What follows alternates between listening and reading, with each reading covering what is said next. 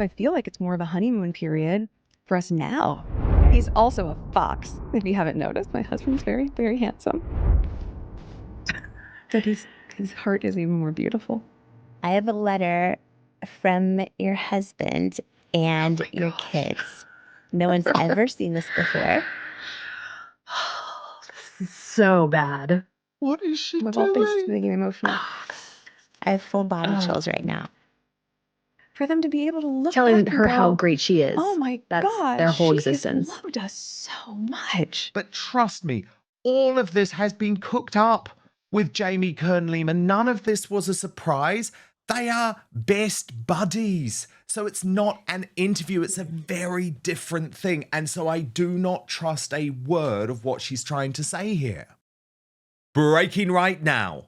Meghan Markle has burst into tears in a fake new podcast appearance, which is meant to make us feel sorry for her. Feel sorry for her at a time that she's decided to pimp out her own daughter, reveal a new stunt involving a fake voice and miraculously different hair color in order to avoid talking about the mega flop that is Confessions of a Female Founder. But no, that wasn't enough. That wasn't enough. We now have this new interview with Jamie Kern Lima. I'm joined by Brittany, editor of the Royal News Network. Now, Brittany, we're going to be going through this trauma together, aren't we? Because we have purposefully held off from watching this interview so we can react in real time. But to set it up, tell me who this woman is and why Meghan has been so desperate, Brittany, to be good friends with her. So if I remember correctly, because this is sort of still an emerging story, is Jamie was one of the people who Meghan went with to the Hamptons for some sort of women's entrepreneurial empowerment thing back in the summer of last year. And then I believe she is the founder or a huge contributor to It Cosmetics. And I think, if I remember correctly, I think Meghan actually flew to the Hamptons on Jamie's private jet. So Jamie is definitely somebody that Meghan wants to emulate. She's rich and she's powerful, huge, and has a that big means platform. that she's of use to Meghan. Yes, exactly. And she has her podcast, clearly, the Jamie Kern Lima Show. And as I say, we haven't watched any of this. We are going to react in real time. But Brittany and I, who were just discussing the fact that Meghan had broken down in tears before we came on air, we're both skeptical, aren't we, Brittany? Because it looks like Meghan purposefully, for the first time, didn't wear makeup. And we know she has her tear trick. Do you remember that? She knows how to turn on the tears. That's her one very good talent as an actress. Yep, exactly. So our skepticism levels are high. But look, as I say, we're going to do this together. We're going to react in real time. This is Meghan Markle breaking down in tears because of her children, her lovely children, and also because that man, Prince Harry, just loves her so much. Watch. So beautiful. Oh, I don't know. I wasn't expecting that one. Sure you were. Sure. Yeah, they're just it's just so great. This is why it's so nice to not have makeup on. Oh, what a She's not really coincidence. crying. We spend so much of our life trying to prove something. To prove that you're enough. You have to prove that you're pretty enough. You have to prove that you're smart enough. You prove that you're a good wife or a good friend. And I was like, I am just so done with the prove it game. The music is And if very you annoying. can't see it, I don't need to prove to you why that's your loss. Because I know that I'm a great friend. And I know the kind of mom I am. And I know the kind of human being I am. And I know how I show up. You ghost someone and they get in trouble. I love the being able hubris. to be that person The hubris. with the people that I love. So, She's dropped friends for no good worthiness, reason. maybe part of worthiness comes when you stop having to feel like you're in the prove it game. I am ready getting for emotional herself. right now. That's her whole thing. Getting out of the prove it game, feels like joy, tastes like freedom. Sick bucket up. Duchess of Sussex in her first ever podcast interview. She's done plenty of podcasts and interviews. wearing a monogram sweater of her kids. Like, oh, the roses are coming back in. They're coming back in. They're coming back in strong. I'm so grateful you're here. It's gonna be fun. Oh, Yes, it's gonna be Megan gets fun. first billing. You made me cry. Good thing I have no makeup on. You look so pretty. I have not done a show with no makeup since my 1,000 QVC shows. Do you think I have? What are you talking about? You look I exactly have the makeup same on. though. These are some of the hot No, wait, I don't have questions makeup on. that everyone wants to know. Oh. Talk about your name. Do you use Markle anymore? What's your morning routine look like? Would you ever write another book? People are often curious if I'm going to write a memoir.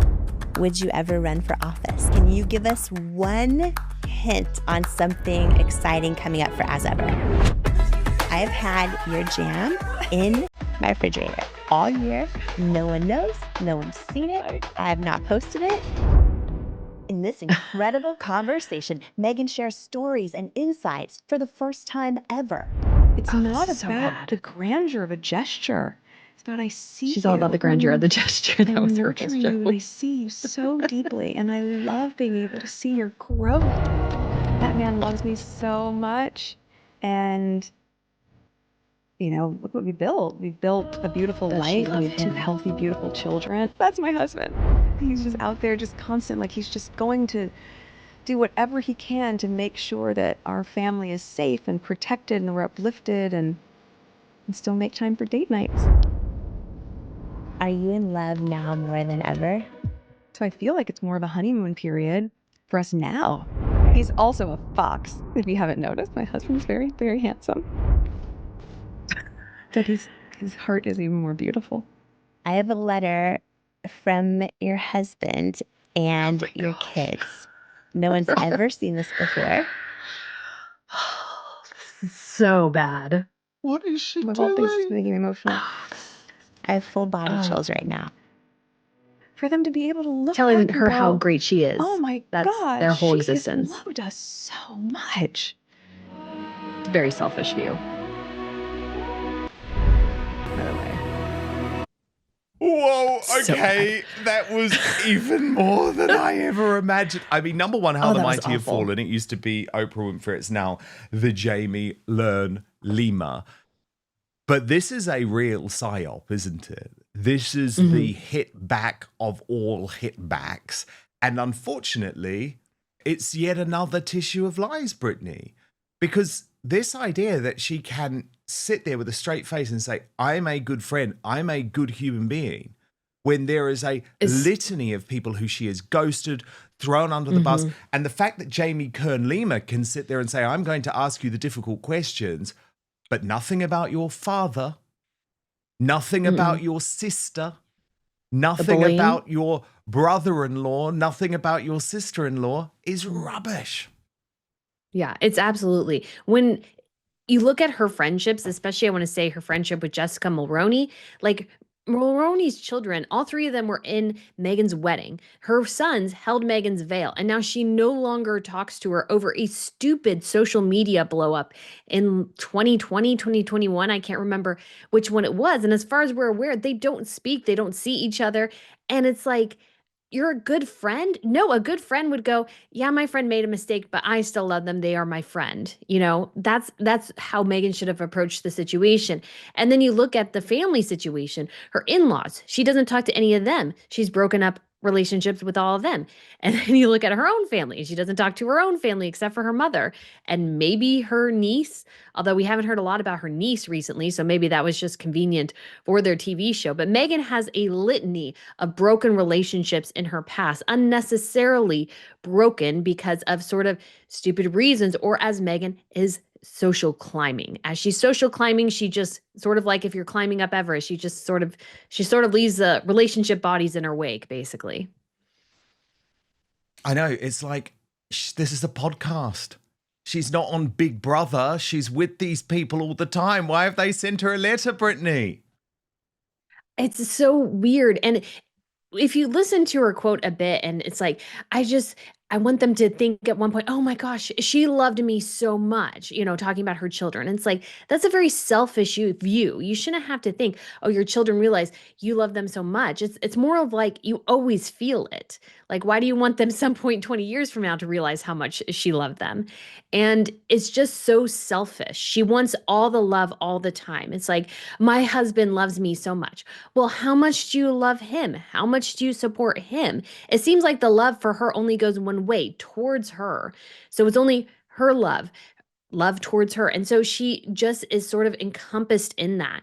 And you can see how selfish the love is, and that they need a note so they can, get the tears or whatever. Like, it feels so Oprah. It's a little bit ridiculous and very, very cringy. I mean, I'd love to know how Jessica Mulrooney feels Mm. watching that. Yeah. Someone who had been loyal to Meghan for years, the slightest hint of trouble.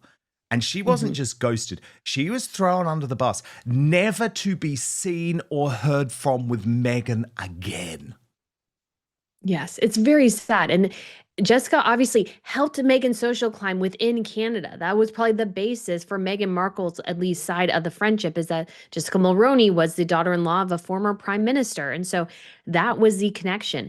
And so as soon as Jessica was no longer useful and there was a convenient way to get her out of the picture, Meghan did that immediately because she was no longer useful and Meghan was looking for an out.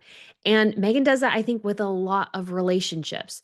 And so it's just sort of really awful for Meghan to sit there and say, I'm a good friend, I'm a human being. I mean, just the hubris of that is horrifically awful. It just sounds terrible, in my opinion, when we know how she's treated staff, her family, her in-laws, her friends. We know how she's treated them.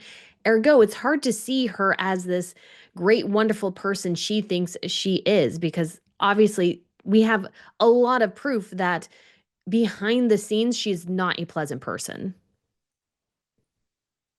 I mean, also, Brittany, of course, very thinly veiled digs at the royal family, which we expect, of course. How are they going to view this? I mean, I'm sure they'll laugh. I'm sure there's a good laughing bit going on in the palace anytime Meghan does essentially anything, because she just looks, the more she does these kind of things, the more foolish she looks. Yes, it might endear her to her fans, but I think it's turning off more and more of the broader public.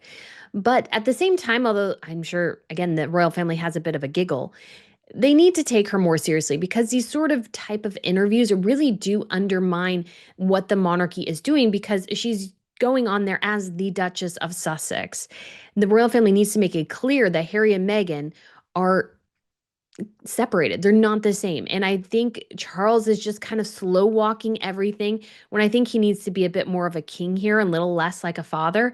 He needs to make these hard choices when it comes to Harry and Meghan, because she's never going to stop.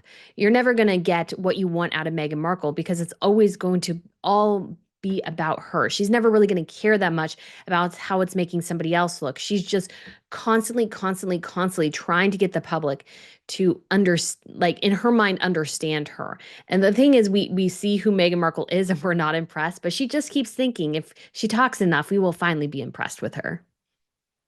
Brittany, of course, she's also used this to hit back at the marriage rumours. We know things have been incredibly uncomfortable, so it's all out on this, saying she believes that she and Harry will be married forever.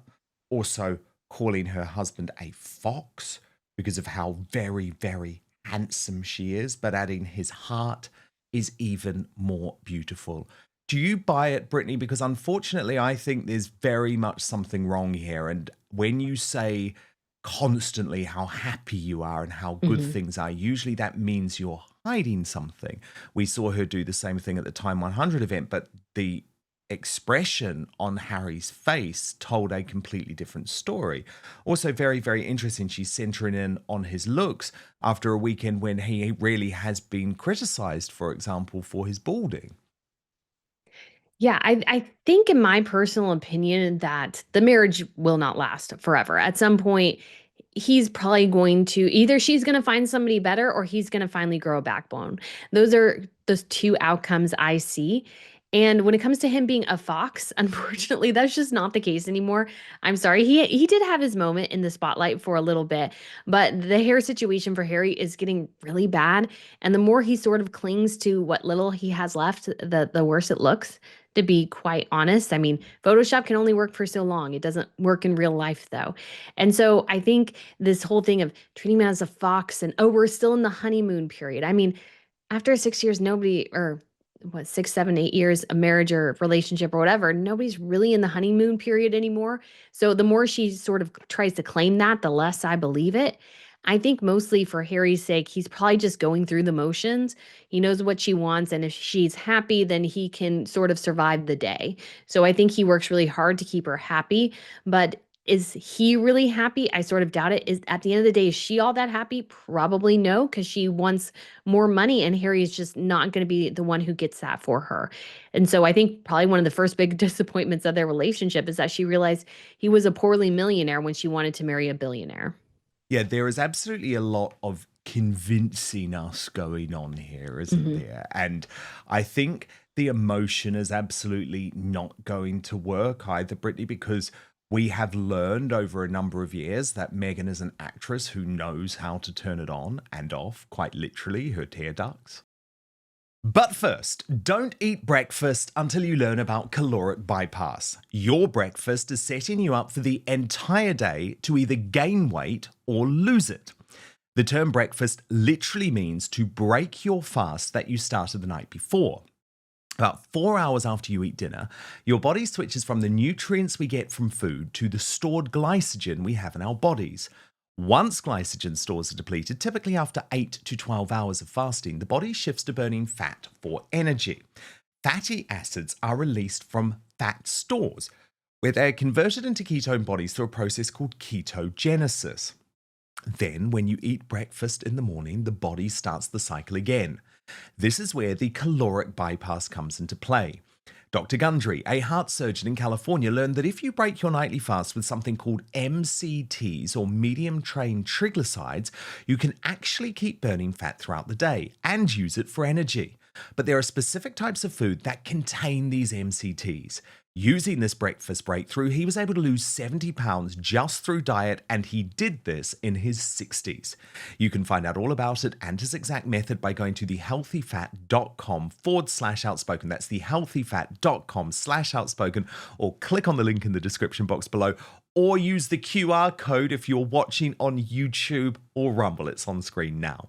Now, it's important to remember that everyone's body processes fat differently, and it all depends on your unique metabolic type, which is why in the video he's released for my amazing Outspoken viewers, he talks all about it. It really is quite fascinating and might change the way you think about your health.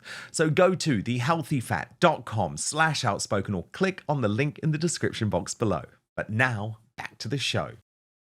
Yes, exactly. I mean, there's a whole video of her where she brags about being able to just have a tear dip out of her left eye. She's like, left eye tears, go. And when you actually watch the video where she's going like this, her eyes aren't watery, really. You don't see anything. You don't see tear tracks going down her face. So it's as if she's not really tearing up, but she wants to really try to sell the emotion. And so she's sort of going for it.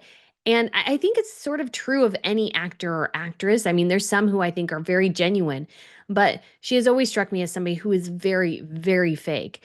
And so she is definitely going to utilize her meager skills as an actress to sell emotion rather than selling. I mean, how is this supposed to help sell her brand? I'm still unsure what that's supposed to do, because her brand is sort of failing. Her podcast is flopping. And so things aren't going necessarily very well for her. And yet she tries to turn on the emotion to kind of pull at the emotional heartstrings of some people within the audience. And it'll work, but I think also it turns a lot of people off too. I mean, I just want to remind everyone of what you were referring to there, Brittany, with the one eye tear, because it does matter. It's worth it. Watch this. Oh my God, it's crazy. You're like, Meghan, one tear, left eye, go. Give me 3 seconds. So house can still be home base. So she can do it in 3 seconds, Brittany. And if you actually look here, according to Taz posted on this, Oh, look, Meghan crying on someone else's podcast, naturally released on the eve of Catherine and William's 14th wedding anniversary. One tear, left eye, go. She is so predictable. And of course, Brittany, that's another major point. Everything Meghan Markle is doing at the moment is designed almost with a psychotic obsession with trying to undermine Catherine and William. So we saw it at Time 100 last week when she decided to talk about Archie losing his front tooth, having just seen the fact that those lovely images of Prince Louis had been released for his birthday, clearly showing him with his two front teeth missing. And now, just before this really big anniversary in Scotland for William and Catherine, which has been long signposted, she's come out with this. Yeah, I mean, it's not a surprise. Meghan, I think, is obsessed with the idea of sort of undermining Catherine and William to the best of her abilities. I think she sort of hates them and is so, I think, angry that of her place in the royal family, that she couldn't be queen. And so she has to sort of try to drag everyone down with her. And the mention of the teeth was just really odd and it's just so unnecessary. And obviously, Louis's shots went around. And so everybody knew what Louis looked like, that he was missing his two front teeth. And so Megan's like, has to compete, go, oh, my child is about to lose a tooth too. She's one of those moms, I'm sure, that every time you say, oh, my child did this, or she's like, oh, my child did that 2 months ago. She would be that kind of mom, I would imagine, just desperately trying to make herself sound better. And it comes across as incredibly unnatural. I don't think it sort of gains her any fans, to be quite honest. That's just my personal thought on the matter. But it's so obvious Meghan just despises the royals and really wants to do everything humanly possible to try to make their lives difficult. And she's going to continue to do that forever because she will always feel slighted, regardless of the fact that she was given the role that was expected of her as the wife of the spare. She's always going to forever try to damage the monarchy. Of course, and Brittany, here is the problem here. We cannot trust a word that Meghan says in this interview about the marriage, about the so-called book, about running for office, because it's not a journalist who is asking her these questions. Again, it's a friend. And by the way, you know I don't operate in the old school mainstream media space. I despise that space. But the problem is Meghan has to sit down with someone who is going to actually ask difficult questions. And there has been a long track record of this. We saw it at Time magazine with those ridiculously soft questions from the chief executive who is not a journalist. We've seen it with Prince Harry, with Tom Bradby and Oprah Winfrey. And so the problem is people are going to take this stuff as fact. But trust me, all of this has been cooked up with Jamie Kern Lima. None of this was a surprise. They are best buddies. So it's not an interview. It's a very different thing. And so I do not trust a word of what she's trying to say here.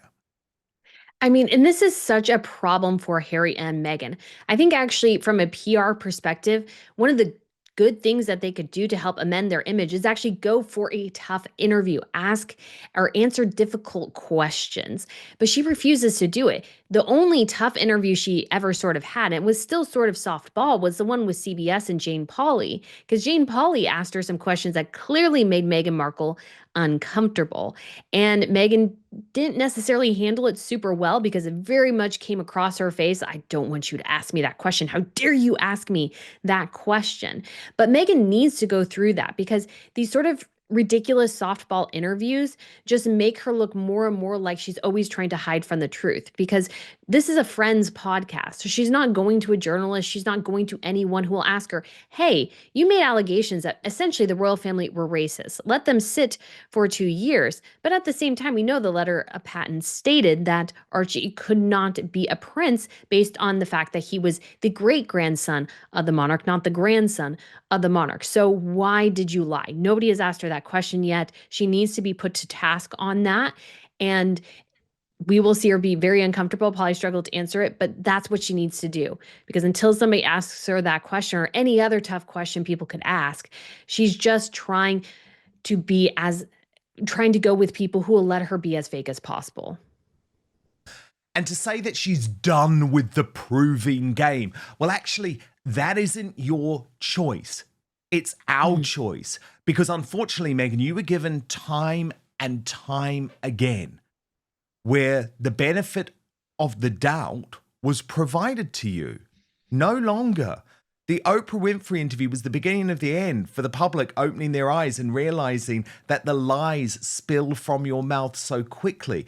And what is so obvious about this absolute torrent of Meghan Markle content that we're getting, Brittany, is that it's to cover up from what has been a monumental flop.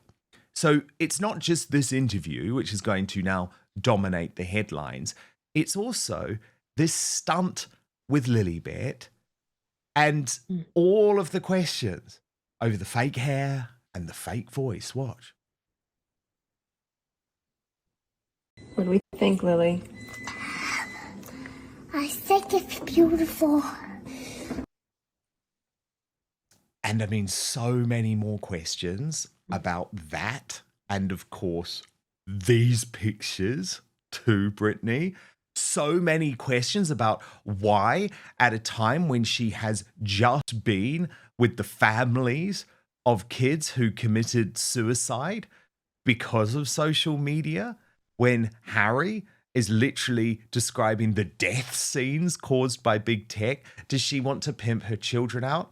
But it feels to me now, and you can really see this in this new interview, that Harry, Archie, and Lilibet are simply pawns in her money-making game. Now, if she wants to pretend that Harry's happy about it, that's fine, but it's very obvious that he's not. No, and he wants to, I think, have a big impact. He's not great at articulating any of the stances, especially when it comes to this whole, if you listen to the interview from the BBC about Harry and Meghan talking about these families, Harry has an incredibly, I would argue, stupid statement on the matter, talking about, well, kids shouldn't be on social media, or nobody really should be on social media. And then going, well, but sometimes people talk about your kids, and so they need to be on social media to have those conversations. That was sort of terrible pieces of advice, but there are total hypocrites on this matter. Meghan is fully willing to use any member of her family in order to get ahead, or she's willing to discard any member of her family in order to get ahead. Either way.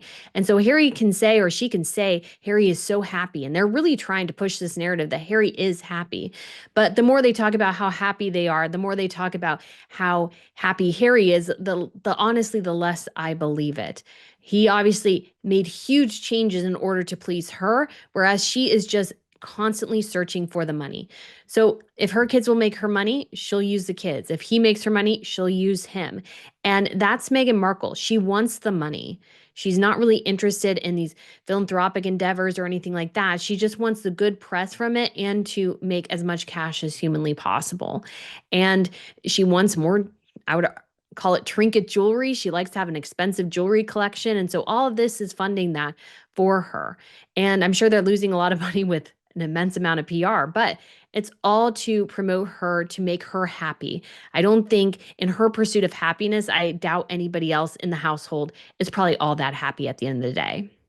But the thing is, Brittany, this interview with the Jamie Kern Lima podcast is all designed to hide the fact that Confessions of a Female Founder is now officially a monumental flop. I'm not exaggerating. Look at this from Turi Bakahi. Serial flop Meghan Markle spent last week flouncing around New York with a convoy of bodyguards like she's an international superstar.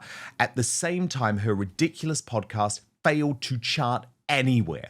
She's as pompously delusional as she is untalented. According to Taz, well, she was beaten by whale noises on her previous podcast, so this doesn't come as a shock. It is an utter snooze fest, like an eavesdropping on someone's very boring conversation when you're out shopping. And this is all because the Mail revealed the fact that it is such a chart flop that it has been beaten by a show about sleep, and it hasn't landed anywhere. Brittany, it has plummeted out of the Spotify 100 list, both in the UK and the US. And what Taz was referring to is the fact that a show called Sleep Co, which helps listeners with guided sleep meditation, as well as sleep hypnosis, proved to be more popular among British listeners, pacing 79th on Spotify's UK chart. Yeah, it's not a surprise at all. I had listened to at least some of her previous podcast archetypes, and that was a snooze fest. I knew the same would probably happen for Confessions of a Female Founder. But what I would say is probably the critical error Meghan made in all of this with her podcast is that she's not a good businesswoman. So why would you listen to her talk about business when you can see, if you know anything about business or marketing or social media or anything like that, Meghan Markle is not good at it. And because of that, fundamentally, it's hard to listen to her podcast because you know you're not going to get anything out of it. So the only people who are listening are journalists so that they can write little bits and bobs about it. There's no big names on it either. And so this has been a flop. So yeah, Meghan is pulling out the stops to try to make her look successful in sort of any way that she can because everything around her is constantly failing. I mean, With Love, Meghan may have a season 2, but most people watched it to laugh at it. And so I don't think there was a huge groundswell of fans that grew. I mean, you look at her social media following, I think she's only gained since her show launched. I want to say it's either 400,000 or 300,000 people on social media. Now, for the average Joe, that might be a lot, but she's a very well-known figure and she's really struggling to grow on social media. And I think it is because people don't like her. And the people who follow her, there's a small number of fans, but there's a bigger number of journalists, I'm sure, and a bigger number of hate followers. So Meghan is really, really struggling here, trying to do whatever she can, trying to pull on your tear ducts to try to get you interested in your heartstrings, to try to make herself more appealable to the public. But the problem is that she's lied so much, nobody believes her anymore. She needs to totally rethink her public relations strategy at this point, in my opinion. Totally right. Totally right. And of course, Brittany, it is worth pointing out as well that the Mail Online had exclusively revealed that A-listers like Beyonce and Taylor Swift had turned down the opportunity to appear on Confessions of a Female Founder, a source saying no one's picking up the phone. The show is not landing. There's no Taylor Swift, no Beyonce, not even a Hailey Bieber. And when you're pitching female empowerment, that's a problem. It speaks volumes for her pulling power. She's not happy about her lack of appeal. Wow, Brittany, we're going to have to follow the Royal News Network because I know you're going to have much more on this interview. And boy, I want to watch it. RNN on YouTube. But I always love having you here on Outspoken, Brittany. Yes, especially thank you with so all the much, breaking Dan. royal news. Thank you. Absolutely. Thank you so much for watching Dan Wootton Outspoken. Please click on my face just to the bottom left to subscribe to this brand new independent news source and turn on the notification bell so you'll be alerted to our brand new live shows, uncancelled interviews, and special royal episodes. Outspoken is also now available as a podcast, so you can listen to the show every weekday on the go, wherever you are.